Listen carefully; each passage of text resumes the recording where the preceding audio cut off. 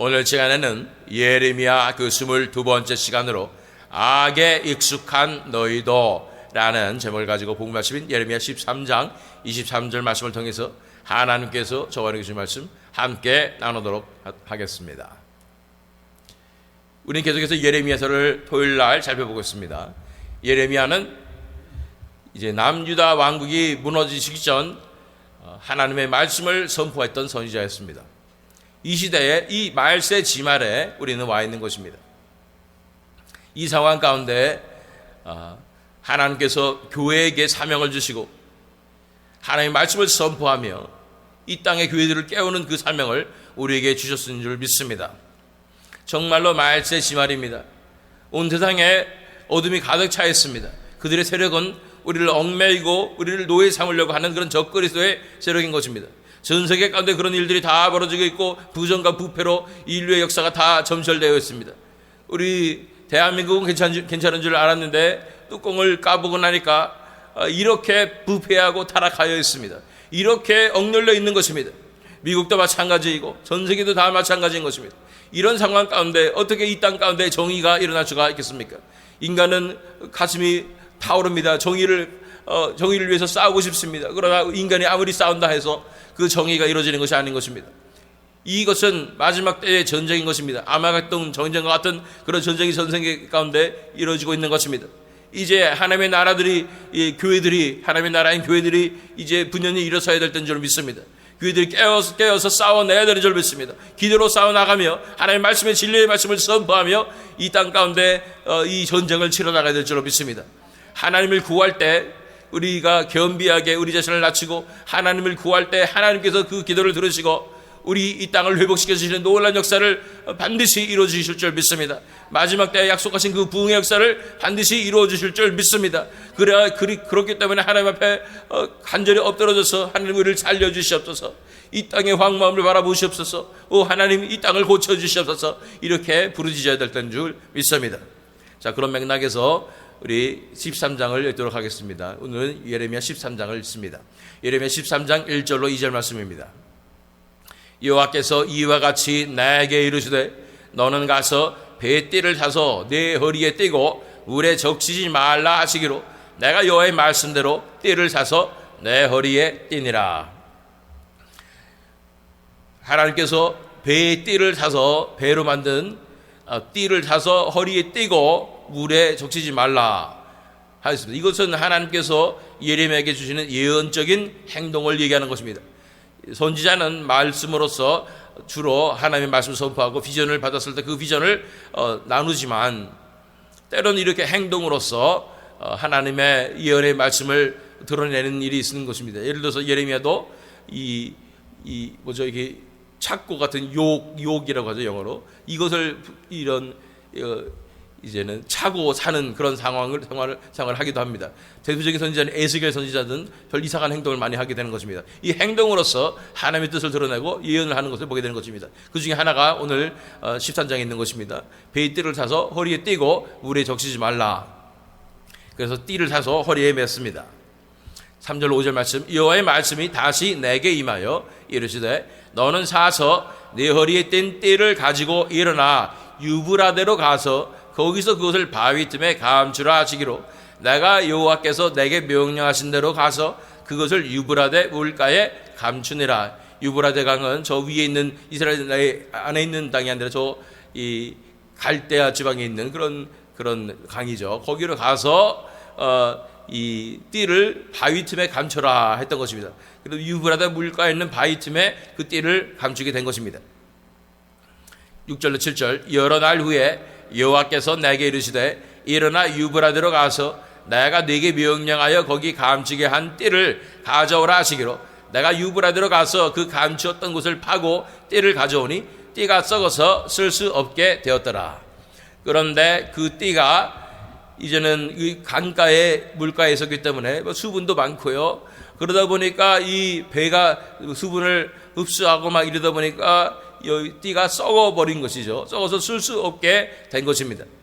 이 상황을 보게 하시면서 하나님께서 말씀하시는 것입니다. 8절 20절 말씀, 여호와의 말씀이 내게 임하니라. 이르시되 여호와께서 이와 같이 말씀하시니라.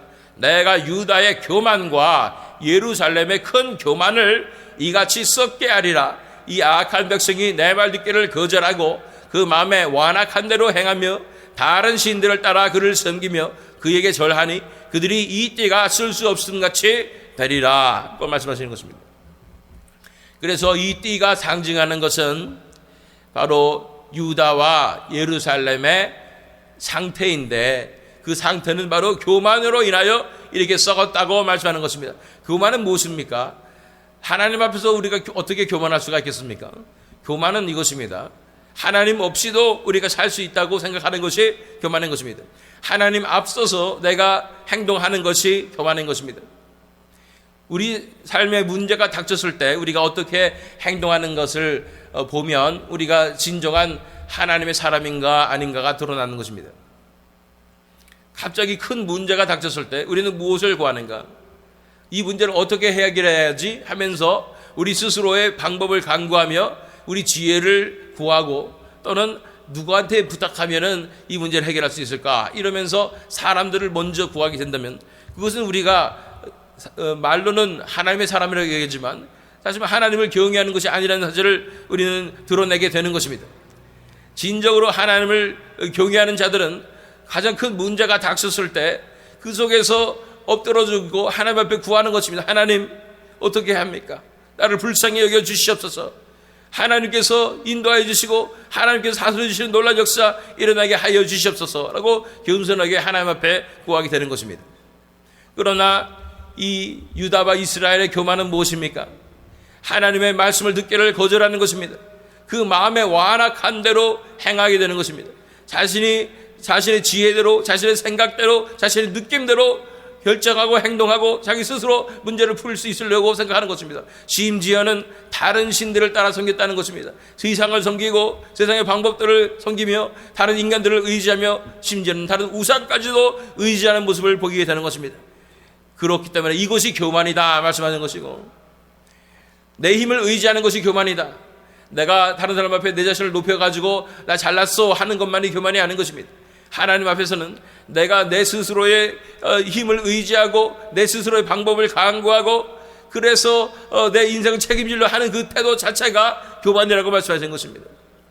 그 교만 때문에 그 띠가 썩은 것이라고 말씀하는 것입니다. 다른 신들을 따라 그를 섬기며 그에게 절하니 그들이 이 띠가 쓸 수 없음 같이 되리라 말씀하시는 것입니다. 지금 현대도 마찬가지 아닙니까?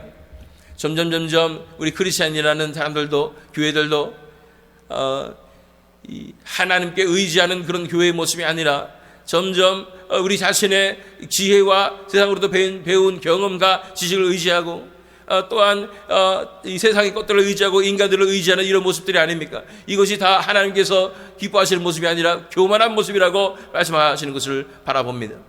11절 12절 말씀이 여호와의 말씀이니라. 띠가 사람의 허리에 속함 같이 내가 이스라엘 온 집과 유다 온 집으로 내게 속하게 하여 그들로 내 백성이 되게 하며 내 이름과 명예와 영광이 되게 하려 하였으나 그들이 듣지 아니하였느니라. 그러므로 너는 이 말로 그들에게 이르기를 이스라엘의 하나님 여호와의 말씀에 모든 가죽 부대가 포도주로 차리라 하셨다 하라. 그리하면 그들이 내게 이르기를 모든 가죽 부대가 포도주로 찰 줄을 우리가 어찌 알지 못하리요 하리니. 그래서 이 사람의 띠가 사람의 허리에 속한 같이 이스라엘 온 집과 유다 온 집으로 내게 속하게 하는 것이 하나님의 계획이었다고 말하는 것입니다.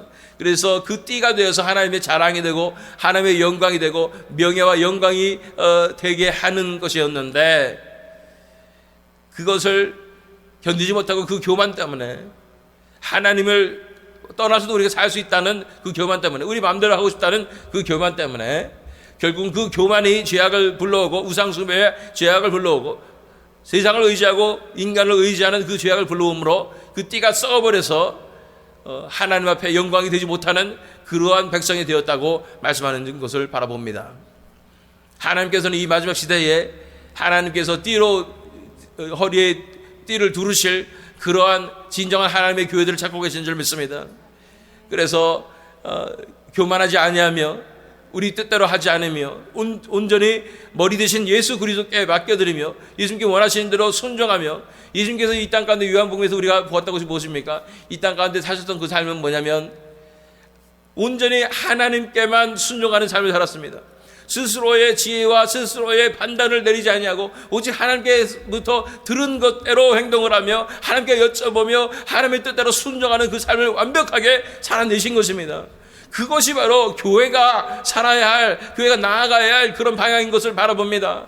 우리 교회는 인간의 모임이 아닙니다. 인간을 기쁘게 하는 모임이 아닌 거예요. 교회는 예수 그리스도의 머리 대신 예수 그리스도의 지체인 것입니다. 예수 그리스도의 몸인 것입니다. 그렇기 때문에 교회는 예수님께서 원하신 대로만 순종하며 행동하며 선포하며 살아가야 되는 줄로 믿습니다. 그럴 때 이 교회가 예수 그리스도의 이름을 높여드리는 영광스러운 교회가 되어서 하나님께서 띠로 자랑스럽게 매실 그런 아름다운 교회가 될 수 있는 줄 믿습니다. 그러므로 너는 이 말로 그들에게 이르기를 이스라엘의 하나님 여호와의 말씀에 모든 가죽 부대가 포도주로 차리라 하셨다 하라. 그러면 그들이 내게 이르기를 모든 가죽 부대가 포도주로 찰 줄을 우리가 어찌 알지 못하리요 하리니 포도주로 다 차리라 그랬더니 포도주로 찰 줄을 우리가 왜 모르겠습니까? 얘기했는데 13절 14절 말씀 너는 다시 그들에게 이르기를 여호와의 말씀에 보라 내가 이 땅의 모든 주민과 다윗의 왕위에 앉은 왕들과 제사장들과 선지자들과 예루살렘 모든 주민으로 잔뜩 취하게 하고 또 그들로 피차 충돌하여 상하게 하되 부자 사이에도 그러하게 할 것이니라. 내가 그들을 불쌍히 여기지 아니하며 사랑하지 아니하며 아끼지 아니하고 멸하리라 하셨다 하라. 여호와의 말씀이니라. 포도주의 이 가죽부대에 포도주가 차 있다는 것은 좋은 의미잖아요. 풍성한 수확이 이루어졌고 용서가 잘 됐다는 것이죠. 그런데 그것이 오히려 그들을 멸망시키는 도구가 되는 것입니다. 우리가 무엇을 구해야 되는지 잘 생각해 봐야 됩니다. 우리가 이 세상에서의 이 prosperity, 이 번영을 구하게 될 때 우리가 받은 번영으로 말미암아 우리가 취하게 될 수 있는 확률이 너무나 높은 것입니다. 보세요. 하나님께서 우리에게 은혜를 베풀어 주시는데 또 축복을 주시는데 손에 선물을 들고 오시는데 그 선물에 취할 수가 있는 것입니다. 너는 다시 그들에게 이르기를 여호와의 말씀에 보라 내가 이 땅의 모든 주민과 다윗의 왕자에 앉은 왕들과 제사장들과 선지자들과 예루살렘 모든 주민으로 잔뜩 취하게 하고 그래서 그 취하게 될 때 어떤 일이 벌어집니까? 더 원하고 탐욕으로 가득 차게 되고 그래서 그들은 더 싸우게 되고 충돌하고 상하게 되되 부자 사이에도 그렇게 할 것이라. 이렇게 해서 오히려 그들이 생각했던 그 번영과 축복으로 말미암아 그들이 무너지고 마을 멸망하는 엄청난 역사가 일어나는 것입니다. 내가 그들을 불쌍히 여기지 아니하며 사랑하지 아니하며 아끼지 아니하고 멸하리라 하셨다 하라. 여호와의 말씀이니라. 현대 서구 교회들이 너무나 많은 것을 받았고 특별히 부요하고 많은 사람들도 몰려오고 우리 대한민국 교회도 마찬가지입니다. 이런 상황 가운데 그것으로 취하여 있고 이것이 우리가 교회가 잘 되는 것이고 그래서 우리는 하나님께 감사합니다 하고 있었는데 그것에 취해버리는 것입니다. 그래서 그것이 오히려 하나님의 축복이 아니라 하나님의 저주같이 느껴지는 것입니다. 내가 그들을 불쌍히 여기지 아니하며 사랑하지 아니하며 아끼지 아니하고 멸하리라고 말씀하시는 것입니다. 정말로 교회들이 더 부유해지고 더 커지고 더 잘 나가는 것 같고 이런 역사가 일어나는 것이 정말로 하나님의 은혜이고 축복인가요? 아니면은 하나님께서 불쌍히 여기지 않으셨기 때문에 이런 일이 벌어지는 것인가요? 15절 16절 말씀 너희는 들을지어다 귀를 기울일지어다 교만하지 말지어다. 여호와께서 말씀하셨습니다. 그가 어둠을 일으키시기 전 너희 발이 어두운 산에 거치기 전 너희 바라는 빛이 사망의 그늘로 변하여 침침한 어둠이 되게 하시기 전에 너희 하나님 여호와께 영광을 돌리라. 그래서 선포하십니다. 교만하지 말지어다 선포하는 것입니다. 이제는 하나님께 영광을 돌리라고 말씀하는 것입니다. 이 심판에 임하기 전에 그가 어둠을 일으키시기 전에 너희 발이 어두운 산에 거치기 전에 너희 바라는 빛이 사망의 그늘로 변하여 침침한 어둠이 되기 전에 너희 하나님께 영광을 돌리라고 말하는 것입니다. 이제는 하나님께 영광을 돌려야 합니다. 교회들이 일어나서 하나님께 영광을 돌려야 되는 그런 삶으로 나가야 되는 줄로 믿습니다. 우리 예수 그리스도께는 그는 근본 하나님의 본체시나 하나님과 동등됨을 취할 것으로 여기지 아니하시고 자신을 낮춰서 이 땅에 내려오셔서 분명히 동일한 영광과 권위와 권세와 능력을 가지신 분이 전적으로 아버지에게만 의지하고 순종하며 겸손하게 그렇게 살아가셨던 것입니다. 그래서 그의 삶의 목적은 오직 하나님 여호와께 영광을 돌리는 그 삶을 살게 된 것입니다. 그것이 예수님께서 보여주신 우리 인간들이 살아야 할 그 십자가의 길이요 구원의 길인 것입니다. 그렇습니다. 우리는 이 모든 상황을 통해서 하나님께만 영광을 돌려야 하는 것입니다. 교만하지 말아야 합니다. 우리 인간이 무엇을 할 수 있을 거라고 생각하면 안 되는 것입니다. 그럴 때 하나님의 엄청난 심판과 저주의 역사가 기다리고 있는 것입니다. 어둠을 일으키시기 전, 너희 발이 어두운 산에 거치기 전, 너희 바라는 빛이 사망의 그늘로 변하여 침침한 어둠이 되게 하시기 전에 너희 하나님 여호와께 영광을 돌리라. 너희 하나님 여호와께 영광을 돌리라 하고 말씀하시는 것입니다. 17절 18절 말씀, 너희가 이를 듣지 아니하면 나의 심령이 너희 교만으로 말미암아 은밀한 곳에서 울 것이며 여호와의 양떼가 사로잡힘으로 말미암아 눈물을 흘려 통곡하리라. 너는 왕과 왕후에게 전하기를 스스로 낮추어 앉으라. 관 곧 영광의 면류관이 내려졌다 하라. 여기서 예레미야가 등장하죠. 너희가 이 일을 듣지 않으면 나의 심령이 너희 교만으로 말미암아 은밀한 곳에서 울 것이며 여호와의 양떼가 사로잡힘으로 말미암아 눈물을 흘려 통곡하리라. 너는 왕과 왕후에게 전하기를 스스로 낮추어 앉으라. 관 곧 영광의 면류관이 내려졌다 하라. 이 교만함으로부터, 이 교만함이 이 세대를 무너뜨리고 있고 이 이스라엘 백성들을 무너뜨리고 유다를 예루살렘을 무너뜨리고 있다는 것을 선포하는 것입니다. 그러니 왕과 왕후에게 전하기를 스스로 낮추어 앉으라. 관 곧 영광의 면류관이 내려졌다 하라. 19절 20절 말씀, 네 개의 성읍들이 봉쇄되어 열자가 없고 유다가 다 잡혀가되 온전히 잡혀가도다. 너는 눈을 들어 북방에서 오는 자들을 보라. 네게 맡겼던 양떼, 네 아름다운 양떼는 어디에 있느냐? 이제 북방에서 오는 자들은 바벨론 군대를 얘기하는 것입니다. 바벨론을 보라는 것입니다. 이제 이 양떼들이 다 어디 갔느냐, 백성들이 다 어디 갔느냐 말하고 있는 것입니다. 21절 22절 말씀, 너의 친구 잡았던 자를 그가 내 위에 우두머리로 세우실 때에 네가 무슨 말을 하겠느냐? 네가 고통에 사로잡힘이 산고를 겪는 여인 같지 않겠느냐? 네가 마음으로 이르기를 어찌하여 이런 일이 나에게 닥쳤는고 하겠으나 네 죄악이 크므로 네 치마가 들리고 네 발 뒤꿈치가 상함이니라. 그래서 이 바벨론을 친구로 여겼지만 바벨론이 이제 위에 우두머리로 하나님께서 세우시는 것입니다. 고통에 사로잡힘이 산고를 겪는 여인 같지 않겠느냐 말씀하는 것입니다. 그래야 죄악이 크기 때문에 치마가 들리고 발 뒤꿈치가 상한다고 말씀하고 있는 것입니다. 모든 프로텍션이 다 사라지는 것입니다. 그러면서 오늘 본문 말씀으로 들어갑니다. 23절 말씀, 구수인이 그의 피부를 표범이 그의 반점을 변하게 할 수 있느냐? 할 수 있을진데 악에 익숙한 너희도 선을 행할 수 있으리라. 악에 익숙한 이스라엘 백성들이 돌이킬 수 없는 상황을 위해서 얘기하고 있죠. 24절 25절 말씀, 그러므로 내가 그들을 사막 바람에 불려가는 검불같이 흩으리로다. 여호와의 말씀이니라. 이는 네 몫이요 내가 헤아려 정하여 네게 준 분깃이니 네가 나를 잊어버리고 거짓을 신뢰하는 까닭이라. 그래서 이들이 사막 바람에 불려가는 검불같이 흩어버리는 것입니다. 이것이 우리에게 주어진 몫이라는 것입니다. 왜냐하면 하나님을 잊어버리고 거짓을 따라갔기 때문인 것입니다. 26절 27절 말씀, 그러므로 내가 네 치마를 네 얼굴에까지 들쳐서 네 수치를 드러내리라. 내가 너의 간음과 사악한 소리와 들의 작은 산 위에서 내가 행한 음란과 음행과 가증한 것을 보았노라. 과했을진저 예루살렘이여, 내가 얼마나 오랜 후에야 정결하게 되겠느냐 하시니라. 그래서 이스라엘 백성들이 어떠한 삶을 살았는지 다 드러내실 것이라고 말씀하십니다. 치마를 얼굴까지 들쳐서 수치를 다 드러내리라. 꽁꽁 감춰두고 있었던 이 수치를 다 드러낼 것이라고 말씀하고 있습니다.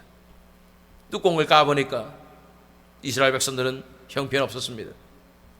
하나님을 섬긴다고 하면서 말로만 하나님을 섬기는 백성이라고 성전이라 했던 그런 백성들이었지만 그 속에 음란함과 우상숭배와 이런 것들은 가득 차 있었습니다.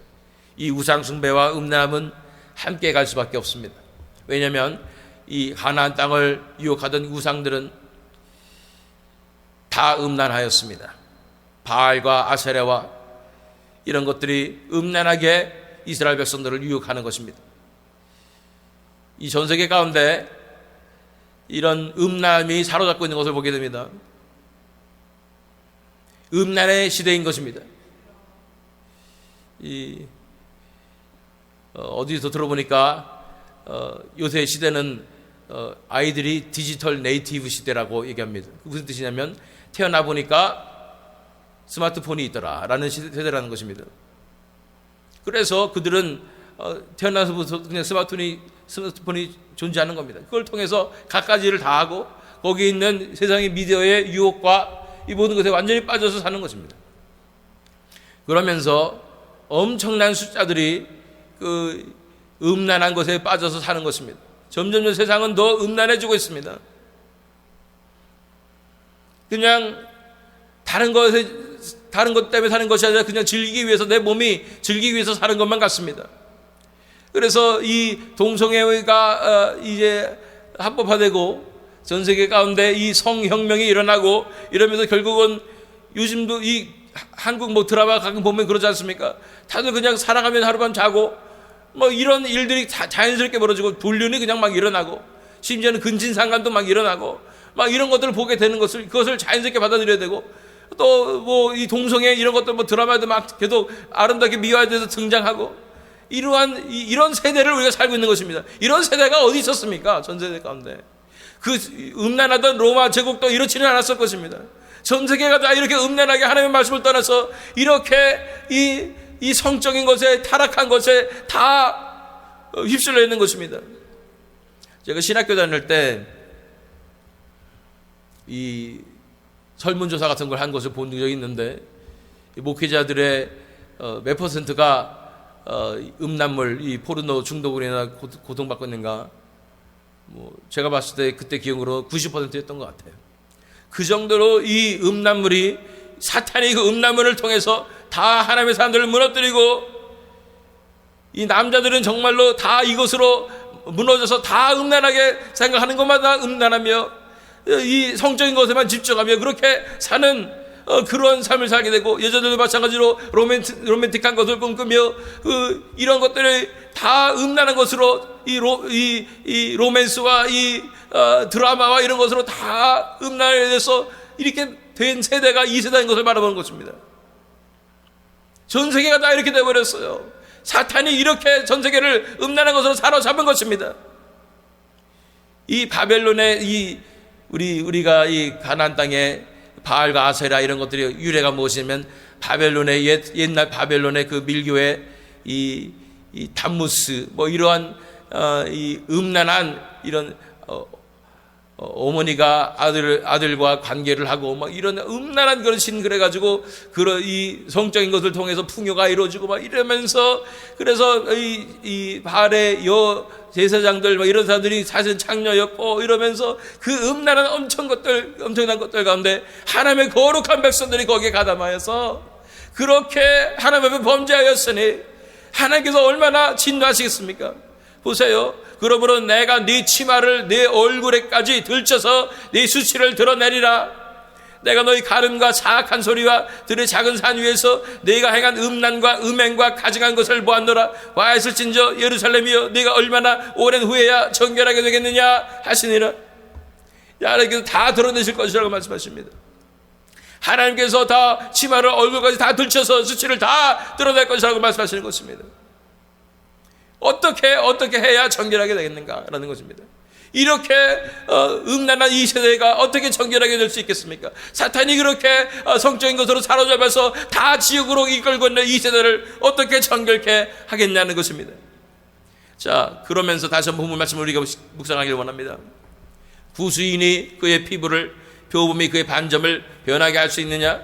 할 수 있을진데 악에 익숙한 너희도 선을 행할 수 있으리라. 이렇게 중독된 세대 가운데 음란한 것에 중독되고 마약에 중독되고 사탄이 온갖 이 수단을 다 떠서 다 이용하여서 이 사람들을 다 사로잡아서 멸망으로 지옥으로 이끌고 있는 이 세대 가운데 우리가 어떻게 해야 되겠냐는 것입니다. 스스로 우리가 깨끗이 씻고 싶으면 씻어지겠습니까? 구수인이 그의 피부를 벼 몸이 그의 반점을 변하게 할 수 있느냐? 없습니다. 선을 행한 자는 아무도 없다고 말씀하고 있는 것입니다. 하늘을 찾는 자도 없다고 말씀하는 것입니다.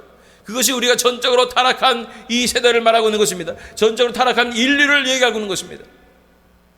Total depravity, 전적인 부패인 것입니다.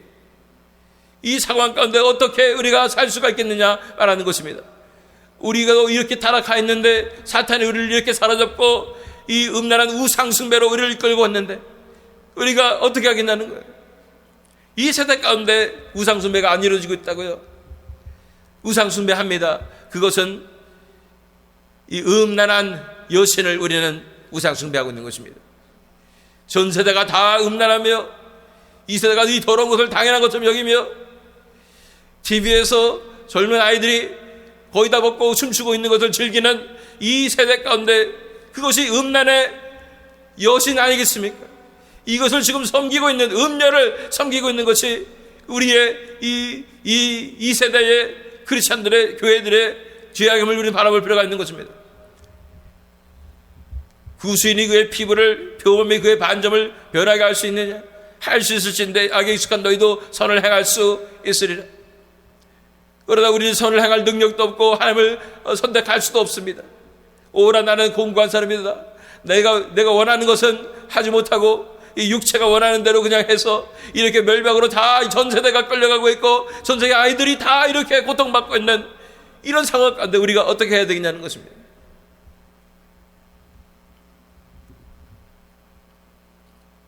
방법이 없습니까? 이 세대를 어떻게 구원할 수 있겠습니까? 그러기에 예수 그리스도께서 이 땅에 오신 것입니다.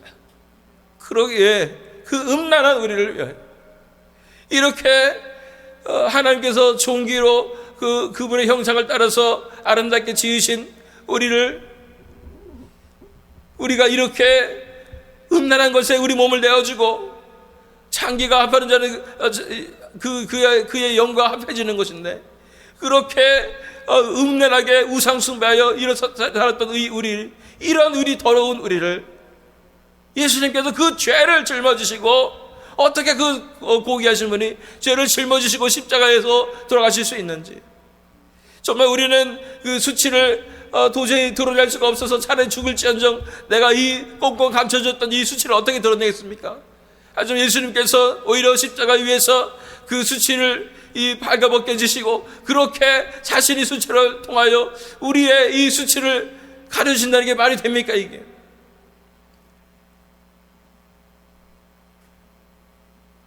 무엇으로 우리가 자유케 될 수 있습니까? 우리 스스로의 노력과 자신은 그러지 말아야지 또는 우리 이 세상을 변화시켜야지 안 됩니다. 그러나 예수 그리스도의 보혈의 능력이 있습니다.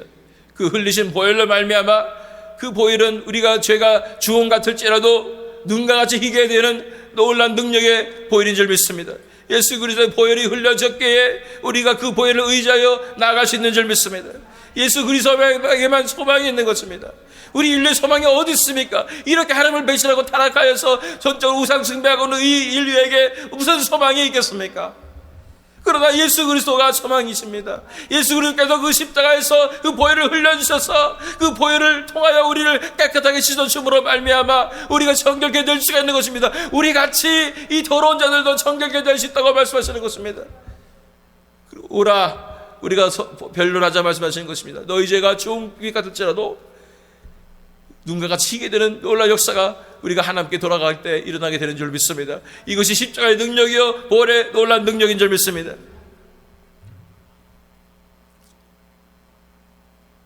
이 땅 가운데 그래서 필요한 것은 예수 그리스도의 피 묻은 이 십자가의 복음을 믿습니다. 그 십자가의 능력으로 말미암아 변화되는 줄로 믿습니다. 그 십자가의 능력으로 말미암아 우리가 일어서게 되는 줄로 믿습니다. 우리 안의 본성은 결코 변할 수가 없지요. 이렇게 피부 구수인이 이 흑인이 피부가 하얘질 수도 없고 표범이 그 반점이 없어질 수도 없습니다. 그러나 이런 우리를 위해서 그 우리의 본성을 가지고 십자가에서 돌아가신 예수님, 그 예수님과 함께 우리가 십자가에 못 박히며 이제 예수 그리스도로 인하여 다시 한번 함께 죽음과 연합되었을 때 부활로 연합돼서 예수 그리스도께서 우리 안에 사시게 될 때에 우리 같은 존재에도 놀라운 변화가 일어나게 되는 것입니다. 우리 안에도 정결함의 역사가 일어나는 것입니다. 거룩함의 역사가 일어나기 시작하는 줄 믿습니다. 우리는 날마다 죄를 짓고 날마다 죄악에 무너지는 그런 연약한 존재라고 말할지 모르지만, 그러나 예수 그리스도의 이름에 능력이 있는 것입니다. 예수님께서 하실 수 있는 것입니다. 예수님께서 반드시 우리로 승리하게 하실 줄 믿습니다. 이 예수님의 능력을 믿으십시오. 그래서 나오실 때에 우리 같이 이렇게 죄악에 쩌들어서 우상숭배에 쩌들어서 어찌할 수 없는 그런 이 도저히 변화시킬 수 없는 그런 존재들일지라도 예수님께서 우리 삶에 오셔서 우리 삶을 변화시켜 주실 때 반드시 변화되게 될 줄로 믿습니다. 반드시 자유케 될 줄로 믿습니다.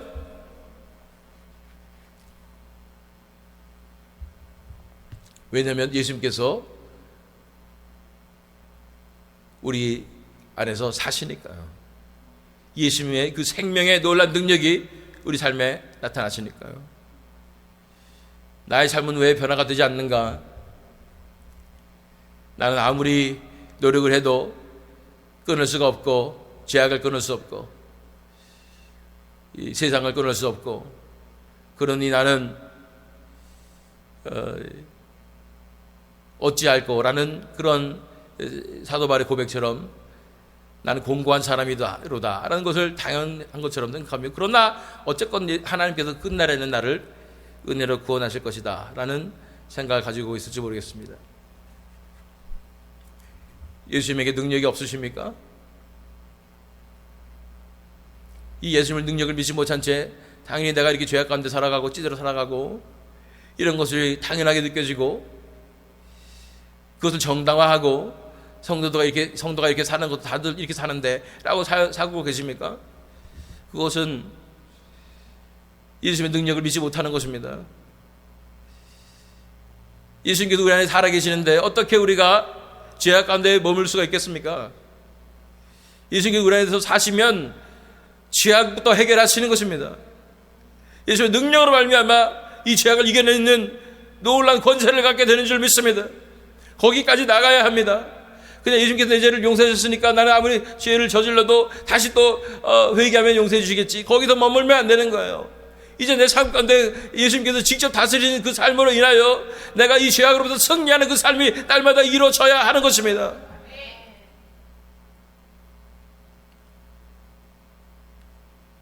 무엇이 문제입니까?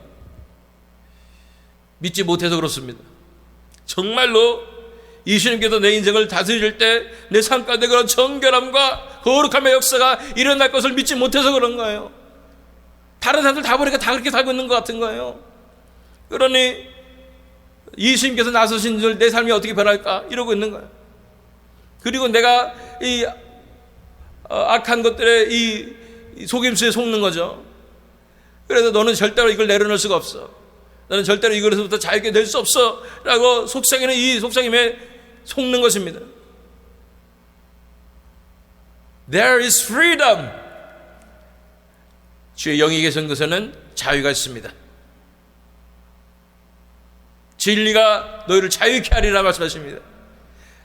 예수님께서 계신 곳에는 자유함이 있습니다. 그러니 더 이상 속지 마시고, 지금 내가 이렇게 세상을 사랑하고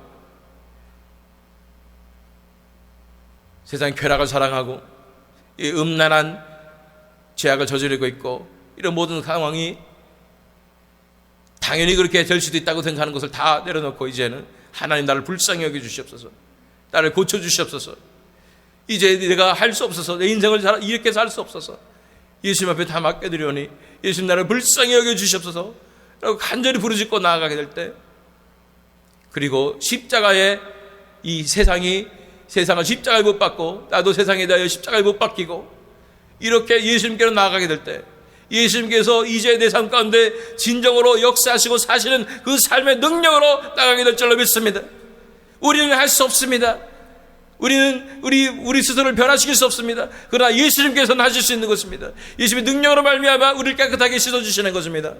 그리고 예수님께서 대신 사시는 새 생명의 놀라운 삶의 역사가 일어나게 될 때 우리는 육체의 정욕을 이기고 승리하게 될 줄 믿습니다. 육체의 정욕을 이기려면 보혈의 능력 주의 보혈. 우리 같은 이 더럽고 타락한 자들도 예수 그리스도의 보혈을 의지하며 나갈 때 예수 그리스도의 놀라운 능력에 우리를 변화시킬 수 있는 것입니다. 그렇습니다. 성경에 기록된 이 거룩하고 정결한 삶을 어떻게 살 수가 있겠습니까? 우리 스스로 힘으로 살 수 없는 것을 다 인정하지만 거기서 머물면 안 됩니다. 이제 예수님께서 내 안에 정말 사셔야 하는 것입니다. 예수님께서 내 안에 사시도록 정말 예수님께만 의지하며 예수님께만 맡겨드리며 예수님의 인도하심을 따라서 살아가게 될 때 그 삶이 내 삶 가운데로 열매 맺혀지는 것입니다. 거룩한 열매가 맺혀지는 것입니다. 성령의 열매가 맺혀지게 되는 줄로 믿습니다. 그 자유케 되는 역사를 이 세대가 경험해야 되는 줄 믿습니다. 그 예수 그리스도의 십자가의 놀라운 능력을 말미암아 우리가 일어서야 되는 줄로 믿습니다. 더 이상 이 패배주의에 사로잡혀서 나는 어쩔 수가 없어, 나는 이 정도 때문에 이 정도밖에 안 되는데 그래도 끝날에는 구원해 주시겠지라는 그런 믿음이 아니라 이제는 이 시대에 하나님께서 우리를 거룩하고 정결하게 만들어 주실 수 있는 그 놀라운 능력이 있음을 믿음으로 예수님께서 내 안에 사실 때 분명히 승리할 수 있을 것을 믿음으로 우리가 일어서게 될 때 예수의 능력으로 말미암아 자유케 되는 놀라운 역사들이 반드시 일어나게 될 줄로 믿습니다. 어떻게 더 이상 우리가 세상의 것에 이 음란의 것에 끌려갈 수가 있겠습니까? 이 여신의 세상의 음녀에게 우리가 어떻게 끌려갈 수가 있겠습니까? 이제 예수님께서 나의 삶의 진정한 주인이 되셔야 합니다. 예수님께서 나의 삶의 모든 부분에서 역사하여 주셔야 합니다. 이제 우리가 할 것은 결단함으로 십자가에 우리 자신이 못 박히고 이제 예수 그리스도께서 사실 그 삶으로 날마다 그분을 신뢰하고 순종하는 그 삶으로 나가야 되는 줄로 믿습니다. 그럴 때 예수께서 반드시 우리를 자유케 하실 뿐 아니라 우리 속에서 능력 있는 그 삶을 살아내게 하실 줄 믿습니다. 구수인이 그의 피부를 교범이 그의 반점을 변하게 할 수 있느냐? 할 수 있을진데 악에 익숙한 너희도 선을 행할 수 있으리라. 이것이 시작입니다. 우리는 할 수 없다는 것부터 시작합니다. 그러나 거기서 멈추지 않습니다. 그러나 우리 안에 계신 예수 그리스도께서 우리를 자유케 하실 때 우리는 자유케 되며 예수 그리스도께서 우리에게 성령의 열매를 맺게 하실 것이고 우리를 거룩한 의의 열매를 맺게 하실 것입니다. 그것은 칭의 때 우리를 의롭다 하시는 그 역사는 이미 이 하나님께서 선포하시는 것입니다. 그 칭의를 이루어 주시는 과정이 성화입니다. 이 칭의의 약속이 성화 때 이루어지게 되는 것입니다. 우리 삶 가운데 예수 그리스도께서 사시는 놀라운 의로운 삶이 사라지게 될 줄로 믿습니다. 승리하는 삶이 사라지게 될 줄로 믿습니다. 그래야 우리는 이 마지막 날에 영화롭게 되어서 영화로서 이제 하나님께 영광 돌리는 그 삶을 살게 될 줄로 믿습니다. 말씀을 맺습니다. 전 세대가 이렇게 음란으로 뒤덮여 있습니다. 이 시대에 무엇이 필요합니까? 다 사탄이 그렇게 끌고 가서 다들 그렇게 자유를 누리라 이러면서 음란하게 된 이 세대 가운데 이렇게 음란의 신을 음녀를 우상 숭배하는 이 세대 가운데 우리는 어떻게 해야 되겠습니까? 이 피 묻은 십자가의 복음이 땅끝까지 선포되어야 되는 줄로 믿습니다. 예수님 말이 소망인 것입니다. 진리가 너희를 자유롭게 할 것이라는 말씀하십니다. 주의 영이 계신 곳엔 참 자유가 있다고 말씀하시는 것입니다. 그 자유함의 역사를 위하여 우리가 전 세계 가운데 이 십자가의 복음이 선포되어야 되지 않겠습니까? 이 예수 그리스도의 영광이 이제 선포되어야 되지 않겠습니까? 우리 같은 자를 위하여 대신 죽으신 예수 그리스도의 그 사랑이 선포되어야 되지 않겠습니까? 이것을 위하여 우리가 간구하고 이 온 땅을 위하여 열방을 위하여 간구하는 우리가 되었으면 좋겠습니다. 가능합니까? 당연히 가능합니다. 자유할 수 있습니다. 예수 그리스도께서 우리 안에 역사하실 때 반드시 이런 놀라운 승리가 임하게 될 줄로 믿습니다. 온 세계 가운데 이렇게 승리하시는 하나님의 역사가 바로 반드시 부흥을 통하여 일어나게 될 줄로 믿습니다. 이것을 위해 간구하시는 저와 여러분 되시기를 또 이 세미님 장로교 되기를 예수 그리스도의 이름으로 축원합니다.